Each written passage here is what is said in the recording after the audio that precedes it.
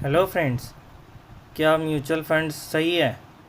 क्या हम mutual funds में केवल 100 रुपये से अपनी इन्वेस्टमेंट स्टार्ट कर सकते हैं? जी हाँ, आपने बिल्कुल सही सुना। अब आपको 2000-5000 रुपये इन्वेस्टमेंट स्टार्ट करने के लिए नहीं चाहिए। अब आप केवल 100 रुपये से भी अपनी इन्वेस्टमेंट स्टार्ट कर सकते हैं।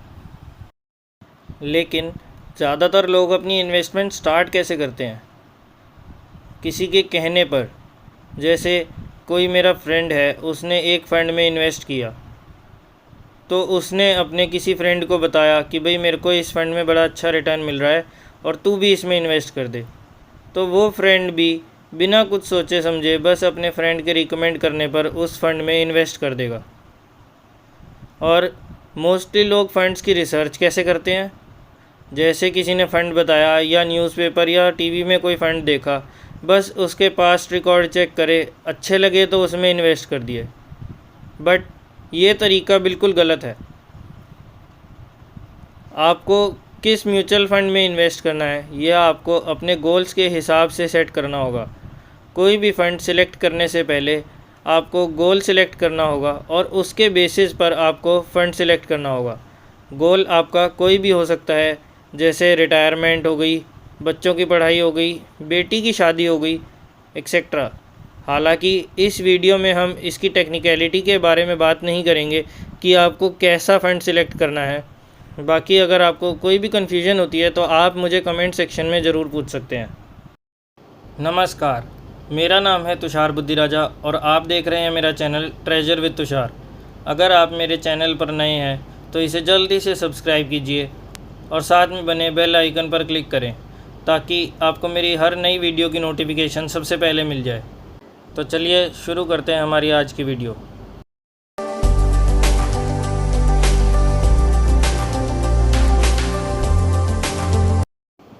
अगर आप म्यूचुअल फंड्स में इन्वेस्टमेंट करना चाहते हैं, वो भी बिना किसी ब्रोकर के, तो आप ग्रो ऐप के थ्रू इन्वेस्टमेंट स्टार्ट कर सकते हैं। इसका लिंक आपको डिस्क्रिप्शन में मिल जाएगा और अकाउंट ओपन करने में कोई दिक्कत है तो इसका फुल प्रोसीजरल वीडियो का लिंक ऊपर कार्ड में और नीचे डिस्क्रिप्शन में भी दिया है।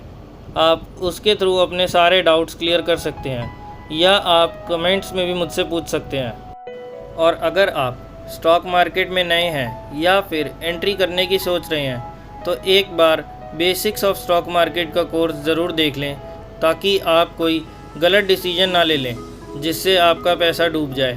इसकी प्लेलिस्ट मैंने ऊपर कार्ड में डाल दी है, आपको वहां इसकी सारी वीडियोस मिल जाएंगी और इनको स्टार्टिंग से देखें तो ज़्यादा अच्छे से समझ आएगा और सारे कन्फ्यूजन अपने आप ही आपके दूर हो जाएंगे।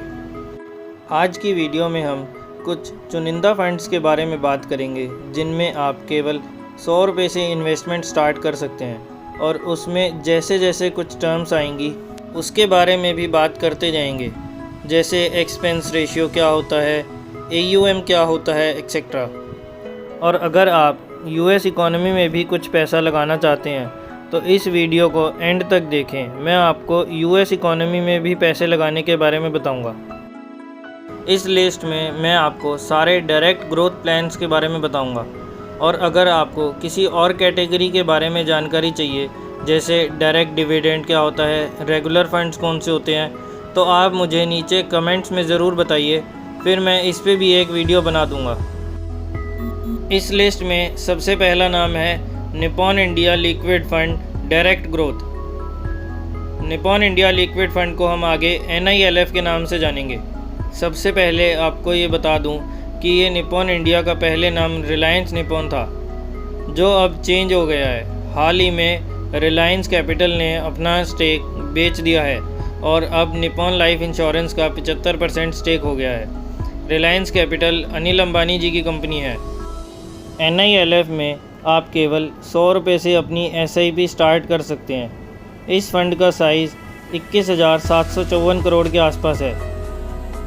फंड साइज़ वो अमाउंट होता है जितना एक फंड मैनेज करता है, यानी कि टोटल इतना पैसा लोगों का इस फंड में लगा हुआ है।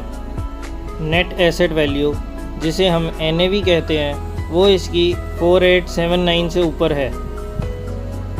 NAV का मतलब होता है म्यूचुअल फंड का शेयर प्राइस।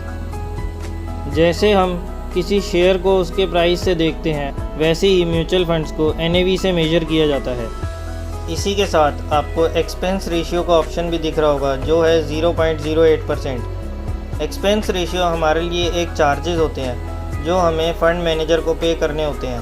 ये रेशियो जितना कम होगा उतना ही कम आपको चार्जेस पे करने होंगे फ़ंड मैनेजर को। इस फ़ंड में अगर आप 10,000 रुपये लगाएंगे तो उसके 8 रुपये फ़ंड मैनेजर को जाएंगे और बाकी के 9,992 रुपये इन्वेस्ट होंगे। ये पर एनम बेसिस पर होता है, यानी कि हर साल आपके इतने परसेंटेज फ़ंड मैनेजर को जाएंगे। ये time to time companies change करती रहती हैं। इसके बाद ऑप्शन आता है SIP या लमसम कैलकुलेटर का। इसमें आप एस्टीमेट चेक कर सकते हैं कि आप कितना अमाउंट लगाकर 1 साल, 3 साल या 5 साल में आपका अमाउंट कितना बन जाएगा। जैसे जैसे रिटर्न्स चेंज होंगे वैसे वैसे एस्टिमेटेड वैल्यू आपकी चेंज होती जाएगी। नेक्स्ट हेडिंग में आपको कंपैरिजन दिखेगा अलग अलग पीयर्स के साथ, यानी कि इसी टाइप के फंड्स अलग अलग कंपनीज़ के। इसमें आप डिफरेंट कंपनीज़ के इस कैटेगरी फंड्स को कंपेयर करके इन्वेस्ट कर सकते हैं। मैं आपको ये सब इसलिए बता रहा हूँ ताकि आपको पता चले कि किन किन चीज़ों को हमें चेक करना होता है। देन आपको प्रॉज एंड कॉन्स का सेक्शन मिलेगा। इसमें आप इस फंड के एडवांटेजेस और डिसएडवांटेजेस को कंपेयर करके चेकआउट कर सकते हैं। इसके बाद होल्डिंग एनालिसिस का सेक्शन होगा, जिसमें आपको इस फंड की होल्डिंग्स दिखाई जाएंगी कि उसने अपने फ़ंड को कैसे एलोकेट कर रखा है। नेक्स्ट आपको टॉप होल्डिंग्स शो होंगी। इसमें दिखाया जाएगा कि इस फंड ने किस किस इंस्ट्रूमेंट में और किस किस फाइनेंशियल इंस्टीट्यूशन में अपने पैसे इन्वेस्ट कर रखे हैं, और वो भी किस फॉर्म में। जैसे किसी में इसने कमर्शियल पेपर के फॉर्म में इन्वेस्टमेंट कर रखी है, किसी में डिबेंचर और किसी में सर्टिफिकेट ऑफ डिपॉजिट्स के फॉर्म में इन्वेस्टमेंट कर रखी है। इसके अलावा इसमें परसेंटेज भी शो होगी कि किस परसेंटेज में किस इंस्ट्रूमेंट में डाल रखा है। इसके बाद हमें शो होता है कि हम जिस फंड में इन्वेस्टमेंट करने जा रहे हैं उसका फ़ंड मैनेजर कौन है। आप उनके डिटेल्स यहाँ चेक कर सकते हैं, अबाउट देयर क्वालिफ़िकेशन, एक्सपीरियंस, और इस फ़ंड के अलावा वो और कौन कौन से फ़ंड्स को मैनेज करते हैं। इसके अलावा आप फ़ंड मैनेजर के बारे में गूगल सर्च भी कर सकते हैं। इसके बाद आपको इस फ़ंड की कुछ डिटेल्स शो होंगी। आप इसको भी एक बार चेकआउट ज़रूर करें और इन्वेस्टमेंट ऑब्जेक्टिव को भी ज़रूर पढ़ के जाएं। इसके बाद आपको टैक्स डिटेल्स दिखाई जाएंगी। इसमें आपको पता लगेगा कि आपके इस फ़ंड पर किस प्रकार से टैक्स इम्प्लाई होगा। इसके बाद other plans of this fund और एग्ज़िट लोड के बारे में दिखाया है। एग्ज़िट लोड एक बहुत इम्पॉर्टेंट चीज़ है, इसको भी हम आगे वीडियो में डिस्कस करेंगे। उसके बाद कुछ कंपनी की डिटेल शो हो रही हैं और लास्ट में हमें सिमिलर फंड्स दिखाए जाएंगे, जिससे हम दूसरे फंड्स को कंपेयर कर सकते हैं। सेकंड फंड जिसमें हम 100 रुपये से इन्वेस्टमेंट स्टार्ट कर सकते हैं, उसका नाम है Nippon India index fund Nifty plan direct growth.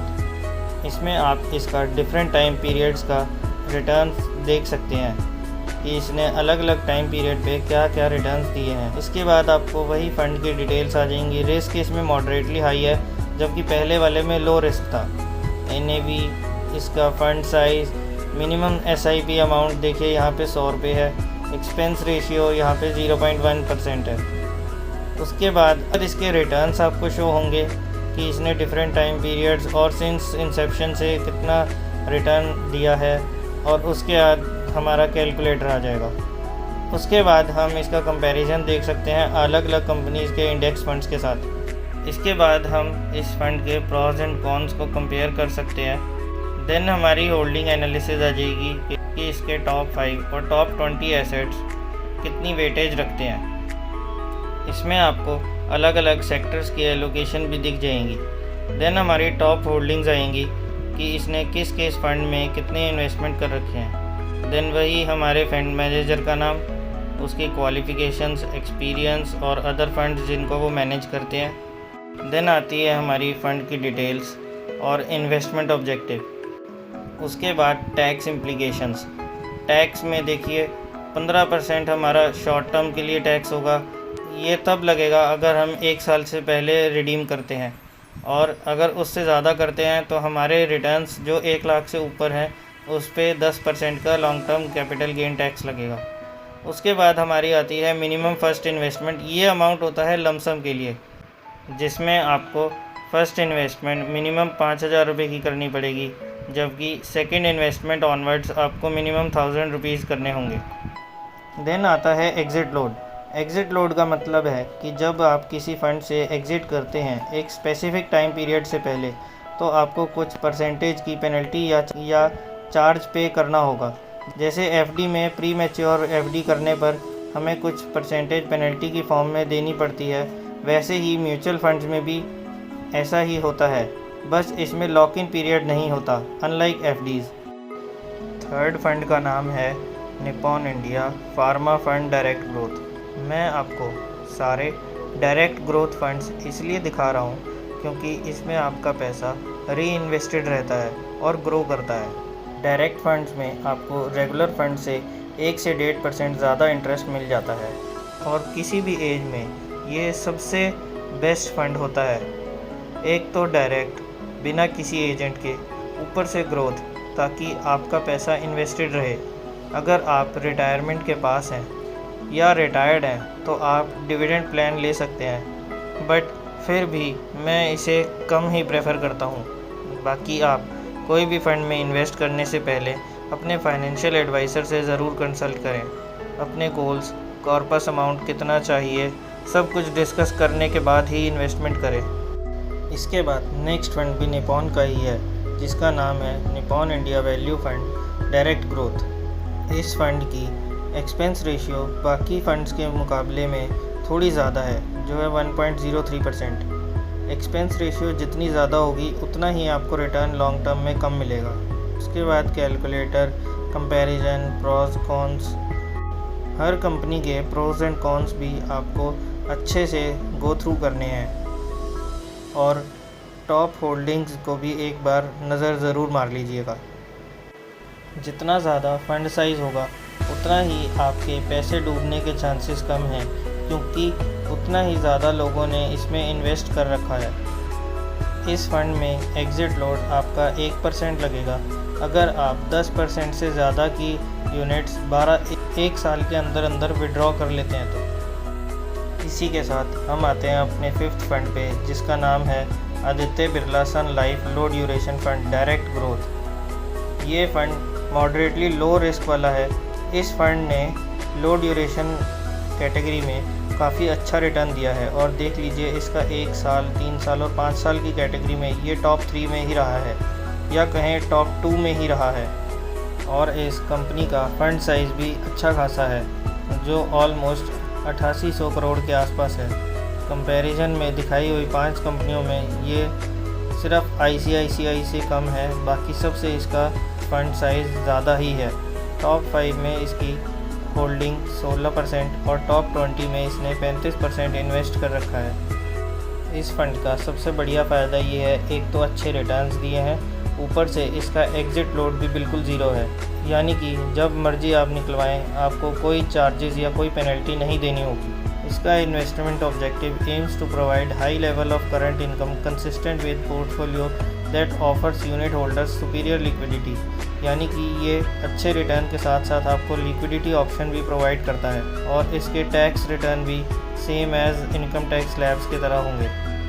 इसके बाद हमारा नेक्स्ट फंड भी सेम कंपनी से है, जिसका नाम है Aditya Birla Sun Life corporate bond fund direct growth. इस फंड ने भी रिटर्न काफ़ी अच्छा दिया है और इस फंड की एक खासियत ये भी है कि इस पे आप SWP भी कर सकते हैं, यानी कि सिस्टमेटिक विड्रॉल प्लान भी आप अप्लाई कर सकते हैं, जिसे आप मंथली इनकम के तरह से यूज़ कर सकते हैं। इस फंड के एडवांटेजेस यही है कि इसका लोअर एक्सपेंस रेशियो है और इस फंड का भी एग्ज़िट लोड ज़ीरो ही है।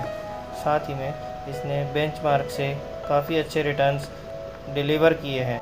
इस फंड का भी मेन मोटिव कैपिटल एप्रिशिएट करना और रेगुलर इनकम प्रोवाइड करना है। इसी के साथ हम चलते हैं अपने नेक्स्ट फंड पे, जिसका नाम है ICICI prudential technology direct plan growth. ये एक सेक्टोरल फंड है, यानी कि इस फंड में केवल टेक्नोलॉजी से रिलेटेड ही स्टॉक्स होंगे और इस फंड का एक्सपेंस रेशियो काफ़ी ज़्यादा है, जो ऑलमोस्ट 2.5% के आसपास पड़ता है। एक बढ़िया एक्सपेंस रेशियो हमेशा 1.5% से कम होना चाहिए। 1.5% से ज़्यादा वाले एक्सपेंस रेशियो काफ़ी हाई माने जाते हैं। इसने केवल 10 सिक्योरिटीज़ में ही अपना पैसा इन्वेस्ट कर रखा है, यानी कि इस कंपनी के पास केवल 10 ही स्टॉक्स हैं, जिसमें से सबसे ज़्यादा इसकी होल्डिंग इन्फोसिस में है, जो तकरीबन 50% के आसपास पड़ती है।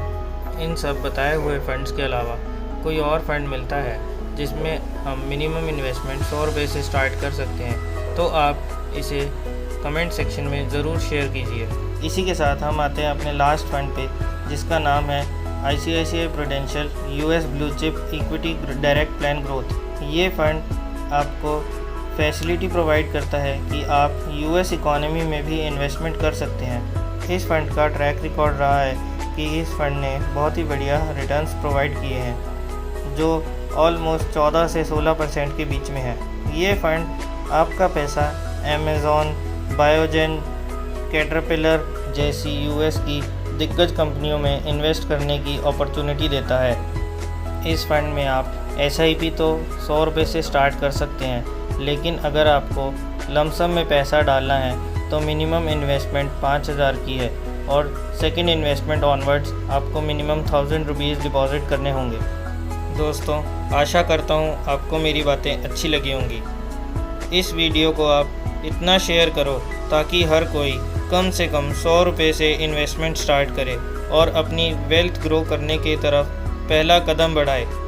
मैं चाहता हूँ कि हमारे देश का हर इंडिविजुअल इन्वेस्ट करे, चाहे फिर वो कोई स्टूडेंट हो, हाउसवाइफ हो, बिजनेसमैन हो या फिर कोई जॉब करने वाला, और फाइनेंशियली इंडिपेंडेंट बने।